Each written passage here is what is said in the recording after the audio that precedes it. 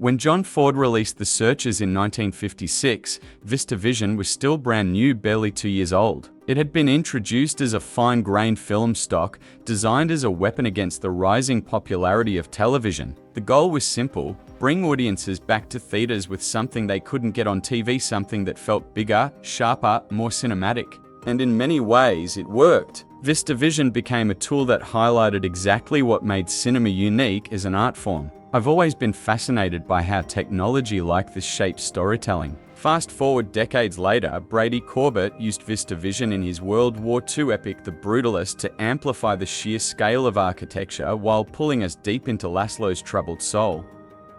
Then Paul Thomas Anderson revived it in One Battle After Another, where he stripped away all traces of romance to make us feel the raw sweat, the blood, the endless grind of guerrilla warfare. And here's the thing, as I watched it, I couldn't help but notice how much his vision echoed Ford's Western howl, less a cliché, more a raw cry about resilience, revolution, and oppressive power. Anderson's latest feels like more than an adaptation of Thomas Pynchon's Vineland. It's a meditation on the paranoia of multicultural futures, the white man's fear of mixing, and the zombie-like persistence of fascism. Sean Penn steps in as Colonel Stephen J. Lockjaw, a character who embodies the hypocrisy of the American alt-right. On screen, Penn struts stiff-backed, penguin-like, torn between libido and conservative ideals. It's a brilliant performance, a twisted mix of George C. Scott's General Buck Turgidson and Charlie Chaplin. In many ways, he's Anderson's corrupted John Wayne, dragging the specter of old white supremacy across the modern West. The first act unfolds in Reagan's America. We meet Bob Ferguson as Leonardo DiCaprio and his partner, Perfidia Beverly Hills as Teyana Taylor, leaders of a radical leftist group called the French 75 Seconds. Their mission? To hold leaders accountable who fail to protect the vulnerable, breaking immigrants out of cages, bombing the offices of anti-abortion politicians, and waging war against systems of oppression. The film doesn't waste time, it throws us right into a clash between ideals and raw desire.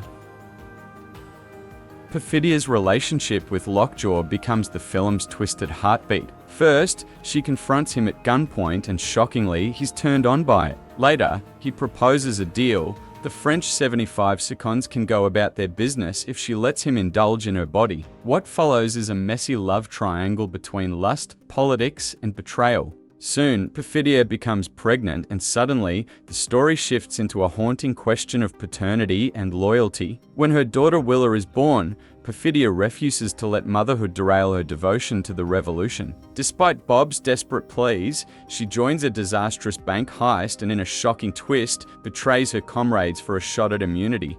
16 years later, the story finds Bob and Lockjaw again. Bob has retreated to a desert town, raising Willa, played by Chase Infiniti, far from the chaos of his youth. Willa thrives under Sensei Sergio Benicio Del Toro, a mentor who grounds her in discipline and martial arts, while Bob numbs himself with weed and old colonial films like The Battle of Algiers. But peace never lasts in Anderson's worlds.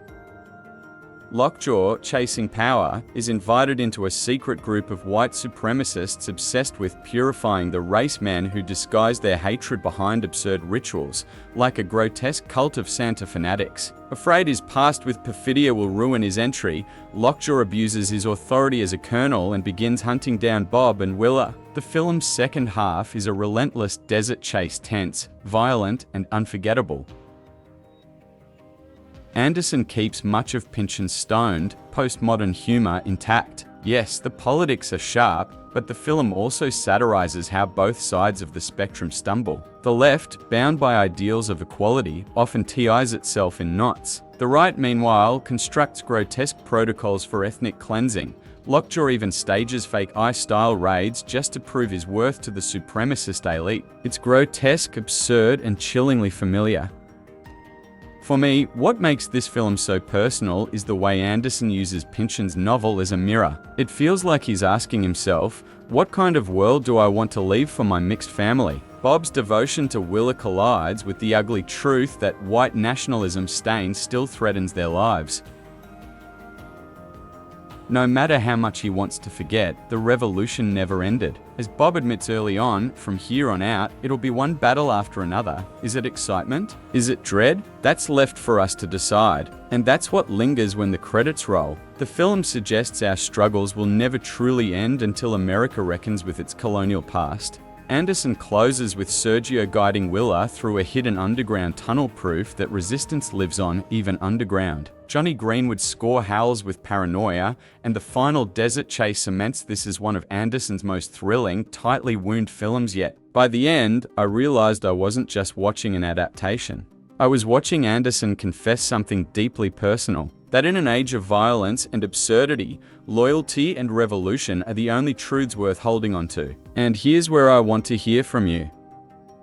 What do you think? Is Anderson giving us a warning, a prophecy, or a call to arms? Drop your thoughts in the comments. I'd love to know what side you think the film leans on. And hey, if you've stuck with me this far, give the video a like. It really helps keep this channel going. This isn't just a film review. It's a reminder that, as Gil Scott-Heron once said, the revolution will not be televised, but maybe, just maybe, it will be filmed in VistaVision. Until next time, stay curious, stay critical, and I'll see you in the next video.